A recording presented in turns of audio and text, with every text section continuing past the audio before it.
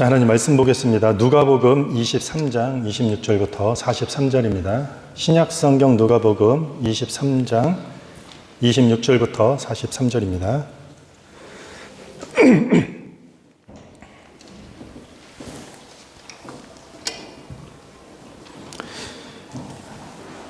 저와 여러분들이 한 절씩 교독하겠습니다.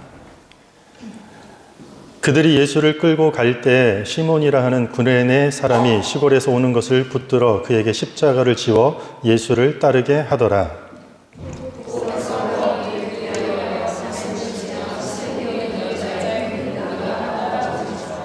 예수께서 돌이켜 그들을 향하여 이르시되 예루살렘의 딸들아 나를 위하여 울지 말고 너희와 너희 자녀를 위하여 울라.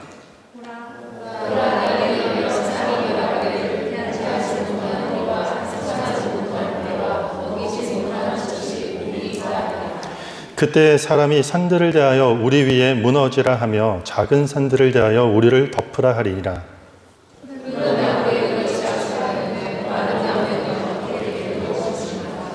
또 다른 두 행악자도 사형을 받게 되어 예수와 함께 끌려가니라.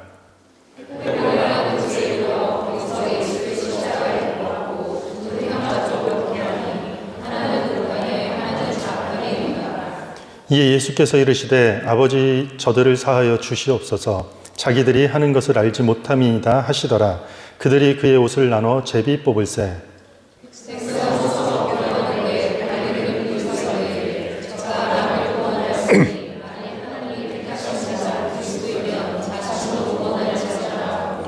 군인들도 희롱하면서 나와 신포도주를 주며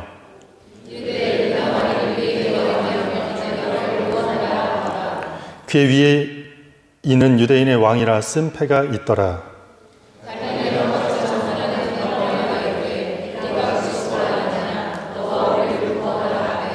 하나는 그 사람을 꾸짖어 이르되 네가 동일한 정죄를 받고서도 하나님을 두려워하지 아니하느냐.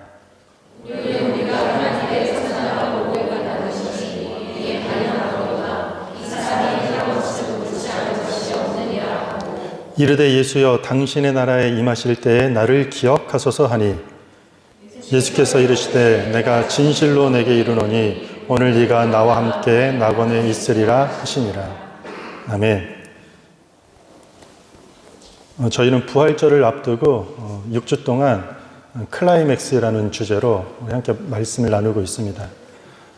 기독교 신앙 그리고 성경 전체에 가장 중요한 클라이맥스라고 할 수 있는 십자가와 부활을 저희가 3주에서 총 6주 동안 다루고 있습니다. 오늘은 세 번째 시간입니다.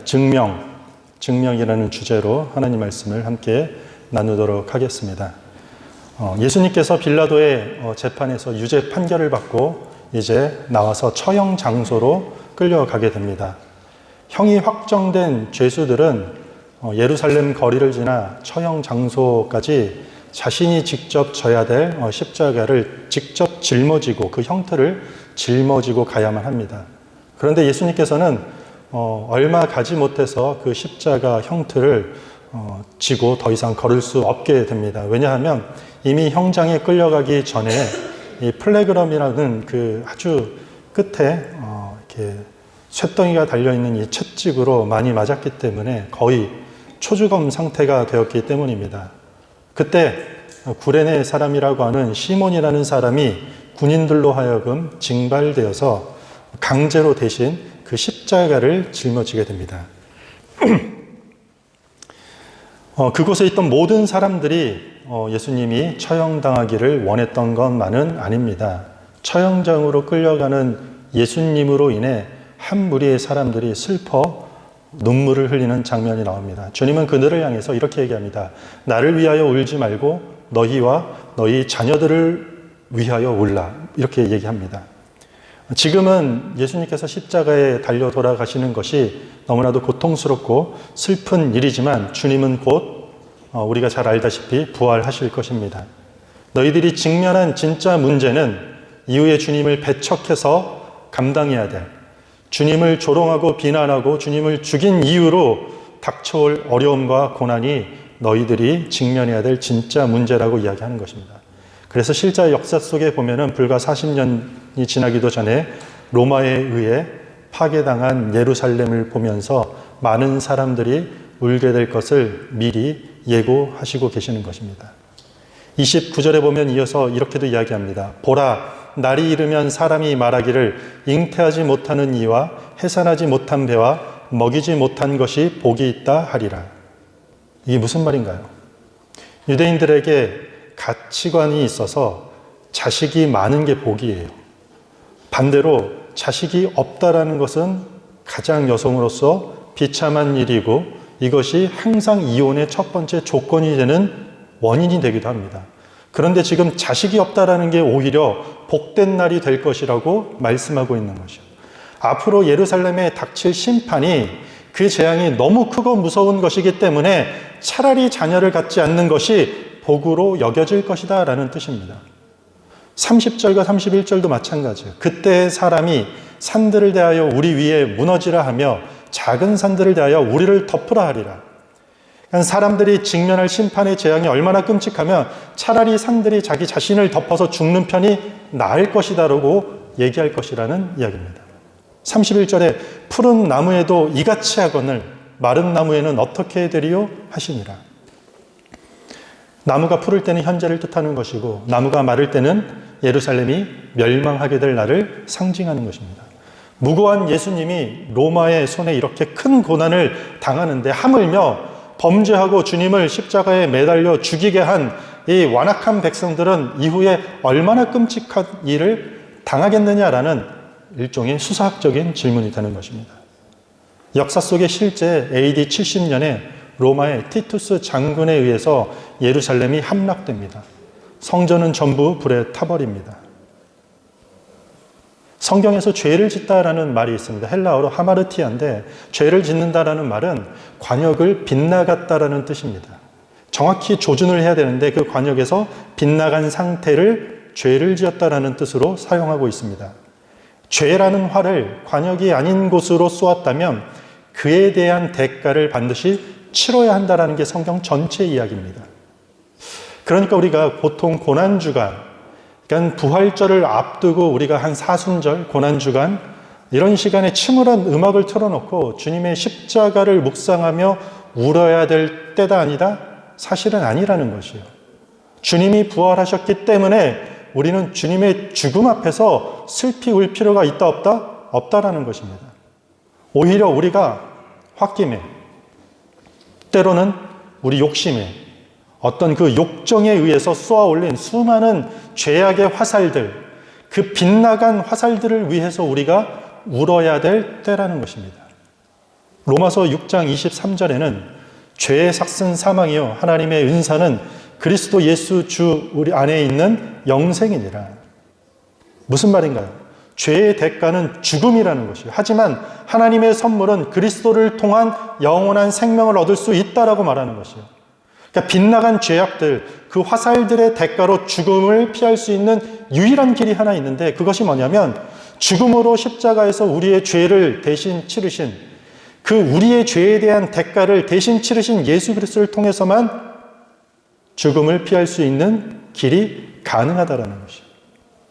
그래서 인간에게 가장 슬픈 일, 우리가 어떤 일로 하여금 울어야 되는, 통곡해야 되는, 애통해야 되는 일이 있다면 그것은 우리가 하나님 필요 없이 하나님의 어떠한 도우심과 하나님의 은혜가 없고 그것을 구하지도 않은 상태에서 자기 스스로 내가 지은 죄의 모든 대가를 치르겠다라는 그 상태를 오히려 우리는 애통해야 된다는 것입니다.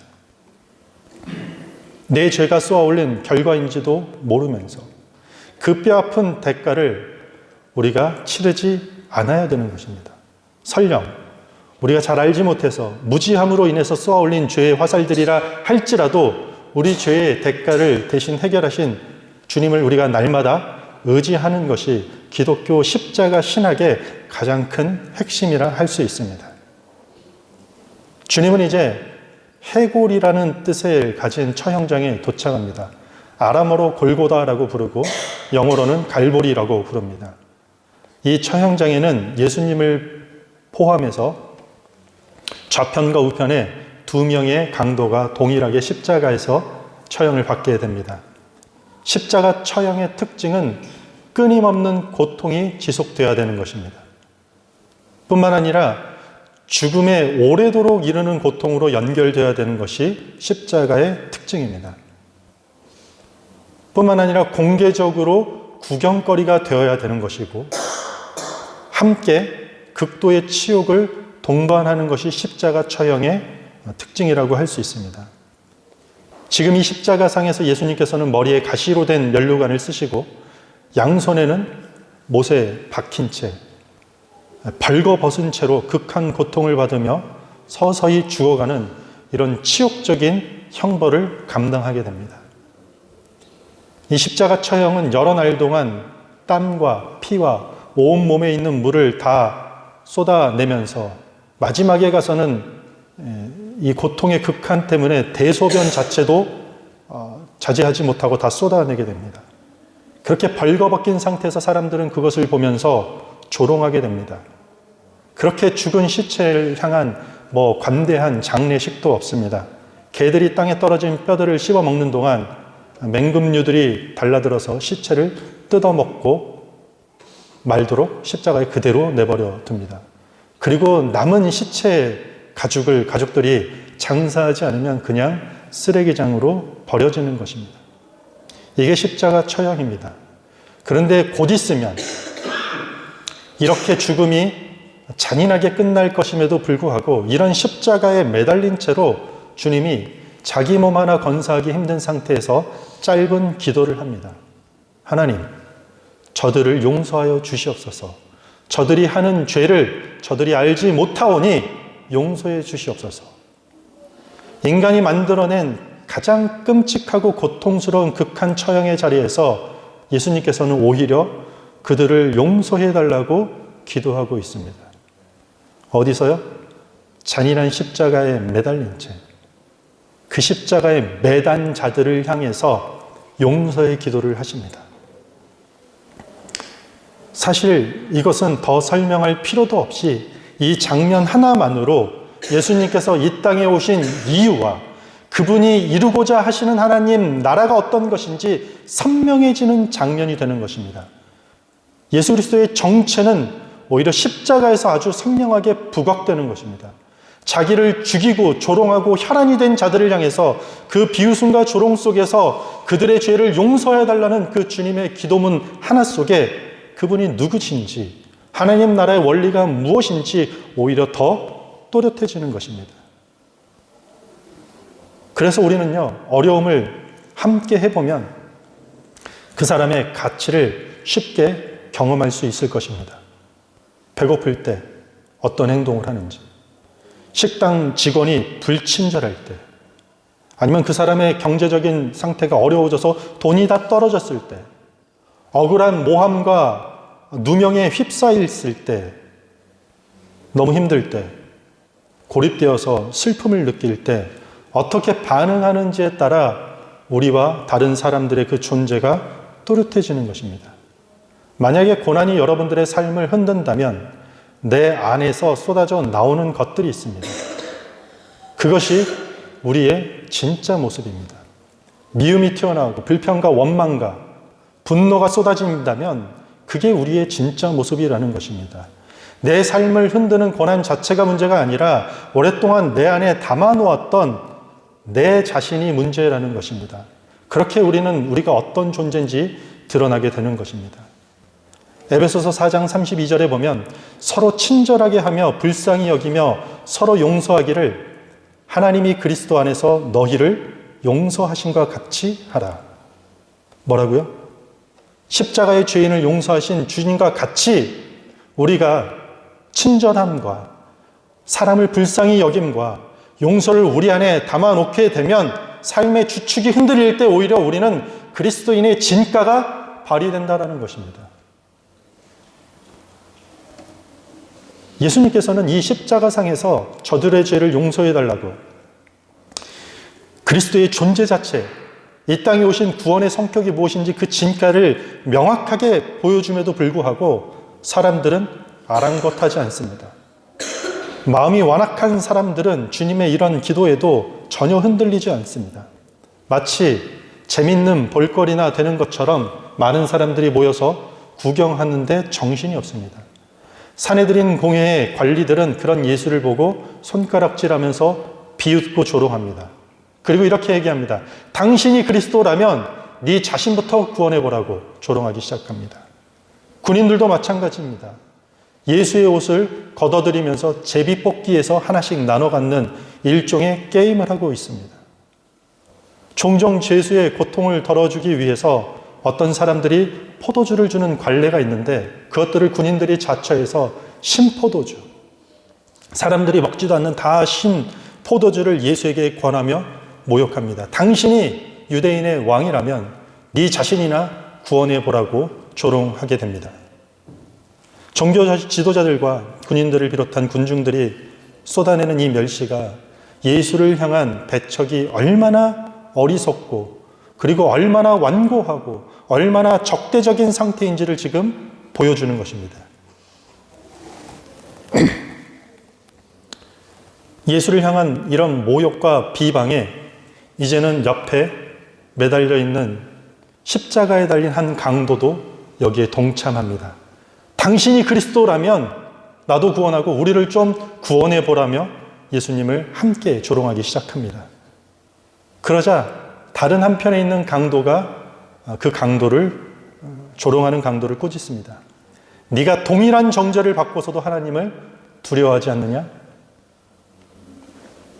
우리는 형벌을 받아 마땅하지만 예수는 그렇지 않다라는 사실을 지적합니다. 십자가에서 처형을 받던 한 죄수는 점점 커지는 야유에 합세를 하지만 반대로 다른 죄수는 그 야유하는 죄수를 향해서 그를 꾸짖고 자기 죄를 인정하고 예수의 결백을 인정합니다. 그리고 그 강도가 주님께 다음과 같은 요청을 합니다. 당신이 하나님 나라에 임할 때 나를 좀 기억하여 주시옵소서. 이 옆에 매달려 있는 강도가 어떤 계기로 그런 변화가 생겼는지는 우리는 알 수 없어요. 기껏 하나 추정해 보건대 매달려 있는 한 3시간 정도의 시간 동안 주님이 하신 한마디예요.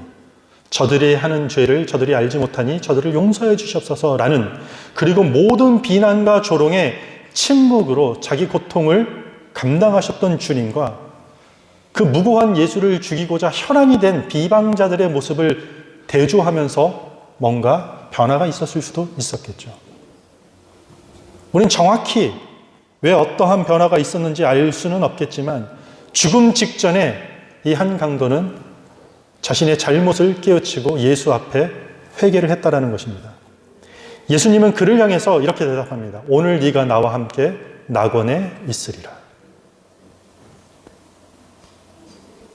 이 강도는 주님과 십자가의 죽음의 동반자이면서 동시에 낙원으로 들어가는 동반자로 기록되는 것입니다.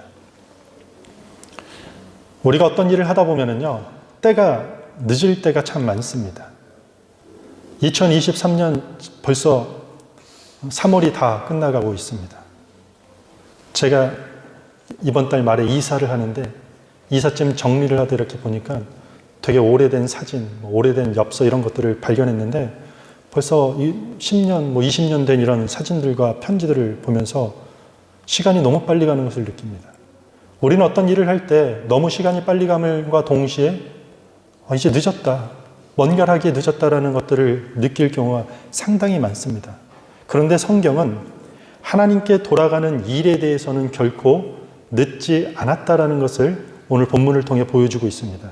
우리의 심장이 뛰고 있는 한 그리스도의 초대는 아직 계속되고 있다는 것입니다. 절대로 아직 저와 여러분들은 늦지 않았습니다. 주님께 회개하고 돌아가는 것이 결코 늦지 않았다라는 것입니다. 이 강도가 한 게 뭐가 있습니까? 업적을 쌓습니까? 기독교 신앙의 교리를 제대로 파악했을 것입니까?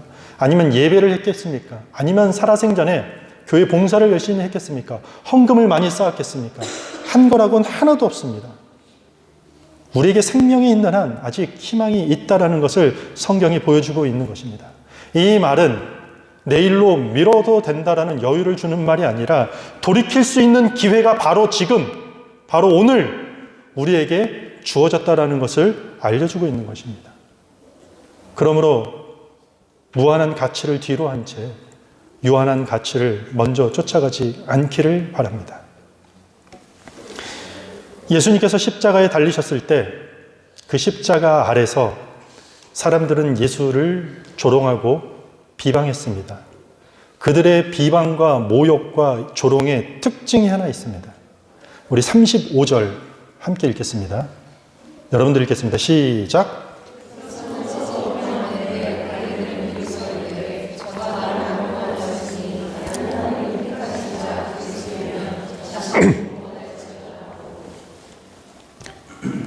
이 산헤드린 위원이라고 하는 관리들이 비웃으면서 말합니다.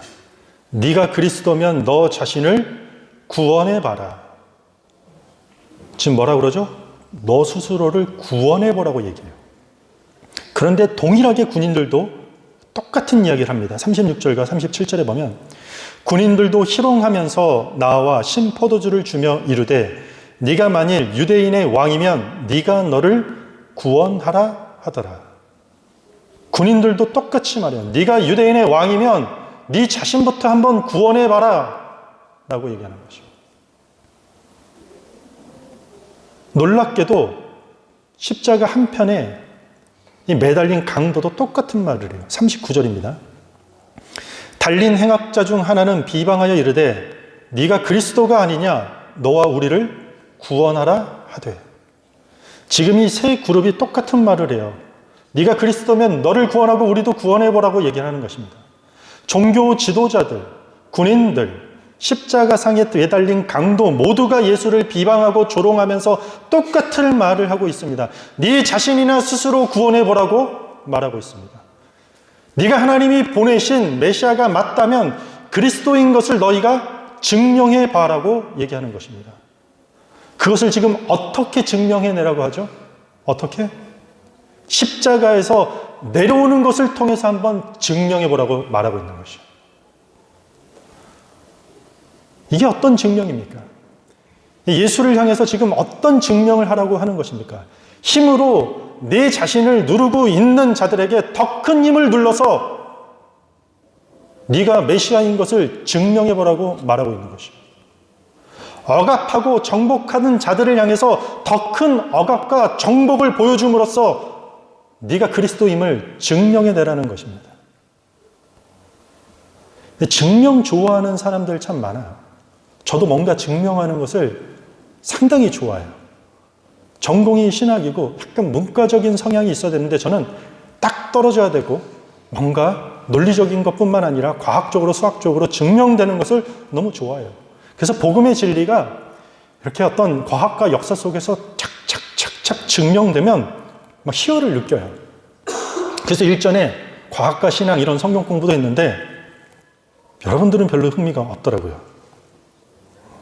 4월에 새로운 성경 공부의 주제는 여러분들이 흥미를 느낄 만한 돈입니다. 돈. 돈과 신앙. 돈과 신앙. 얼마나 좋습니까? 참가비도 없는데 여러분들 다 참석하시기 바랍니다. 과학주의라는 게 있어요. 과학주의. 사이언티즘이에요. 그러니까 과학자들이 아니라 과학주의에 빠진 사람들이 있어요. 그들이 하는 말들이 있어요. 과학적으로 하나님을 증명해 봐라라는 것이에요. 그런데 논리나 어떤 수학은 과학의 전제가 돼서 과학으로 증명할 수 있지만 과학으로 증명할 수 없는 것이 너무 많다라는 것이에요. 예를 들면 무엇이 선하고 무엇이 악한지에 대한 것은 그런 윤리적 사실들은 결코 과학으로 증명할 수 있다 없다? 없어요. 미학적 가치는 어떤가요? 아름다움. 우리가 못생겼다라고 얘기하는 사람들 있잖아요. 참 못났다. 과학적으로 증명할 수 있나요? 없어요. 과학적으로 증명할 수 없는 것들이 많다라는 것이요. 그래서 과학으로 하나님을 증명해내라는 것은 과학으로만 증명된 것만 믿겠다라는 편협한 인식론에 불과하다라는 것이요. 그리고 과학으로 증명된 것만 믿어야 한다라는 그 말 자체가 과학으로 증명되지 않다라는 것입니다. 이 과학주의자들 뿐만 아니라 세상의 많은 사람들, 여전히 교회와 하나님을 향해서 자기들만의 방식으로 내가 원하는 그림으로 내가 원하는 모습으로 하나님을 증명해내라고 여전히 오늘날 예수를 모욕하고 조롱하고 있습니다. 성공으로 증명해봐. 부로 증명해봐. 권력을 한번 잡아서 증명해봐. 명예를 통해서 증명해보라고 교회와 성도들을 유혹하게 된다는 것입니다. 그렇다면 교회와 그리스도인들은 여기서 얼마나 자유하고 떳떳하다고 할 수 있겠습니까? 여전히 많은 교회와 그리스도인들은 경제적인 부흥으로 하나님이 증명되는 것처럼 믿고 기도하고 간구하고 있습니다. 종교적 기적으로 하나님이 증명된다고 어디 이상한 집회에 여전히 사람들이 현혹되어 쫓아다니고 있다는 것입니다. 정치적 혁명으로 하나님이 증명된다고 정치의 하나님을 계속해서 이용하는 사례가 대한민국 사회에 너무나도 많다는 것입니다. 내 문제를 당장 해결해 주세요. 지금 내가 처한 돈 문제, 관계 문제, 학업의 문제, 직장 관계 문제 당장 해결해 주세요. 그래야지 하나님의 존재가 좀 증명되지 않겠습니까? 우리는 이것이 십자가 아래서 예수를 향해 스스로 증명해내라는 자들의 비방과 우리와 오늘날 현대교회와 뭐가 다르다고 자신할 수 있겠습니까? 십자가에서 예수님께서 모든 사역을 시작하시기 전에 광야에서 40일 동안 금식을 마치세요. 그런데 공생의 사역을 시작하시기 전에 사탄의 유혹을 받게 됩니다. 사탄의 유혹이 재밌어요. 돌을 떡덩이가 되게 하라고 유혹을 해요. 그런데 그 앞에 이런 문장을 붙여요. 네가 하나님의 아들이거든. 이 돌을 떡으로 바꿔보라. 네가 하나님의 아들이니까 돌을 떡덩이로 만들 수 있지 않느냐. 그렇게 네 자신을 증명해내라고 유혹하는 것입니다. 높은 곳에서 뛰어보라고 유혹합니다. 당신이 하나님의 아들이니까 천사가 와서 도와주지 않겠느냐. 그렇게 자신을 증명해내면 될 것이지 왜 저 광야에 가서 40일 동안 금식하면서 이걸로 하나님됨이 증명되겠느냐라고 사탄이 예수를 유혹하는 것입니다.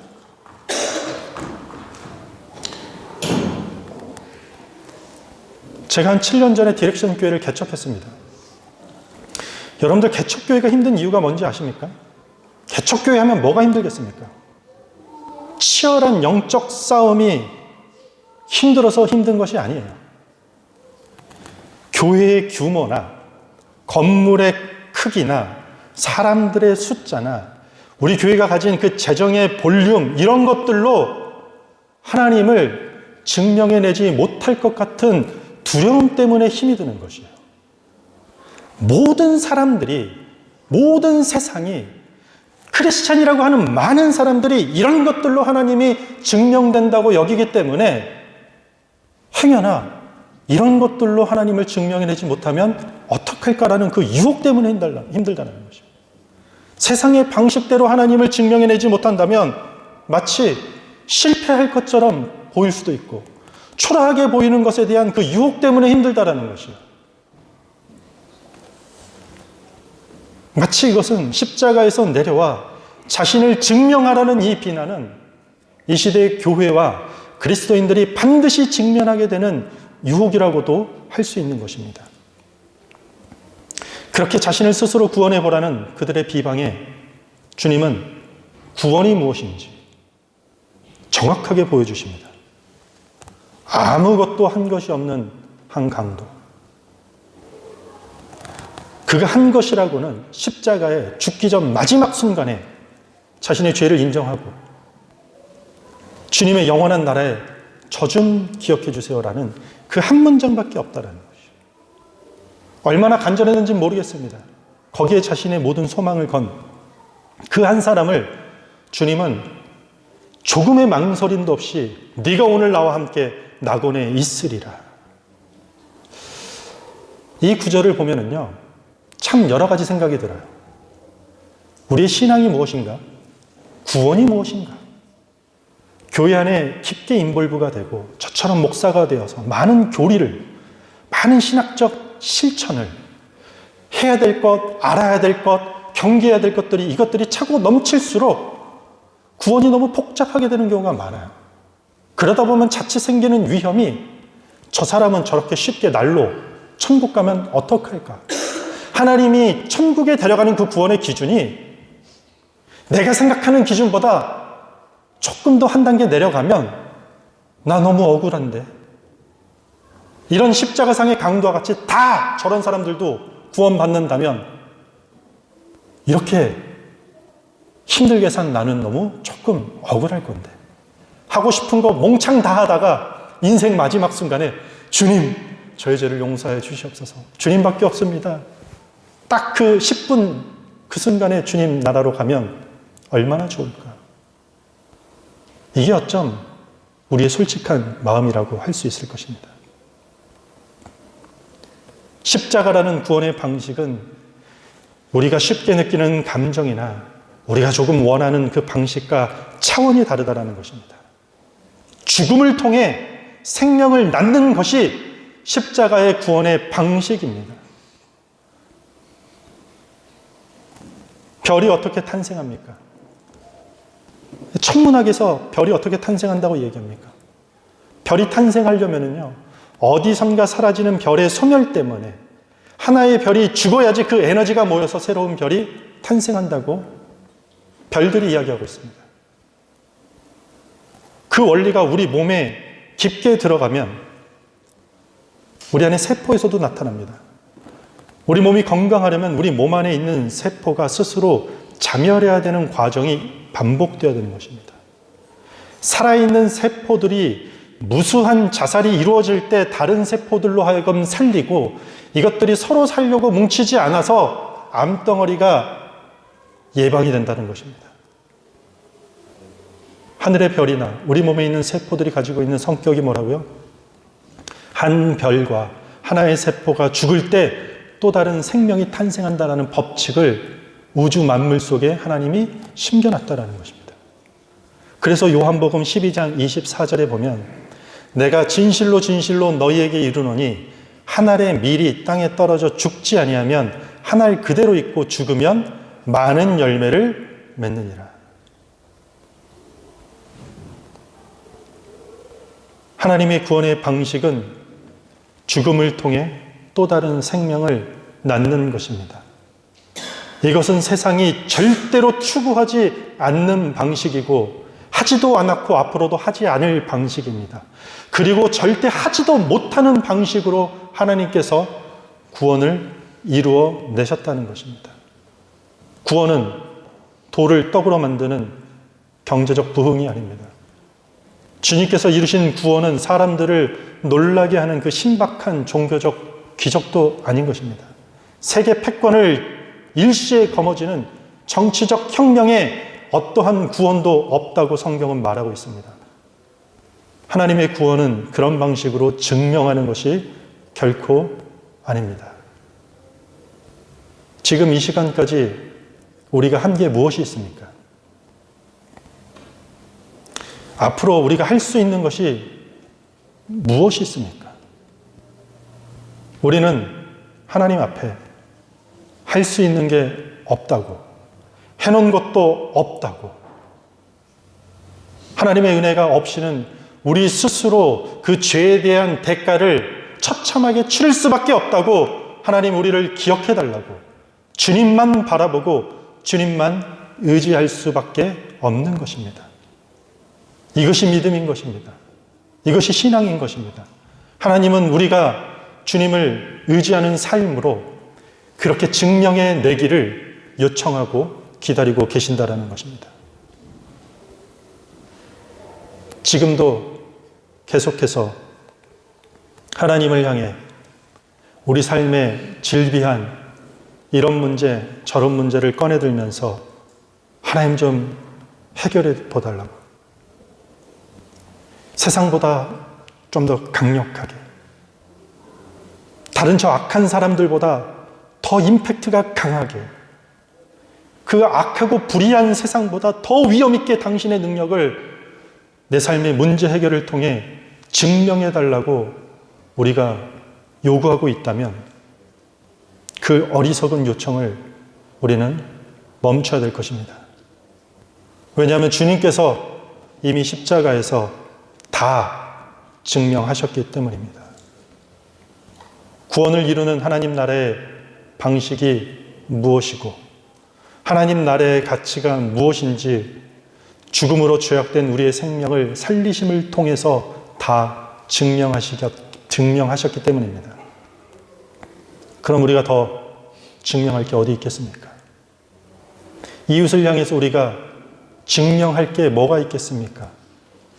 친구를 위하여 죽는 것보다 더 큰 사랑이 없다고 주님이 말씀하셨는데 그렇게 증명해내면 더 증명할 것이 뭐가 있겠습니까? 우리가 증명해야 될 일들만 남아 있습니다. 그 십자가를 증명하는 삶으로 저 여러분들이 나가길 바랍니다. 말씀을 정리하겠습니다. 세상이 하는 그 조롱과 비방의 자리를 우리가 떠나길 바랍니다. 하나님 앞에 증명해달라고 요청했던 그 어리석은 자리를 이제는 떠나길 바랍니다. 십자가 앞에서, 그 십자가 아래서 우리는 이제 어떻게 증명하며 살 것인가? 내 희생과 섬김이, 내 헌신이 어떻게 그 대속의 십자가를 증명해낼 것인가? 이 고민의 자리로 나아가는 교회와 성도가 되기를 주님의 이름으로 축원합니다. 다 같이 자리에 서서 우리 찬양하겠습니다.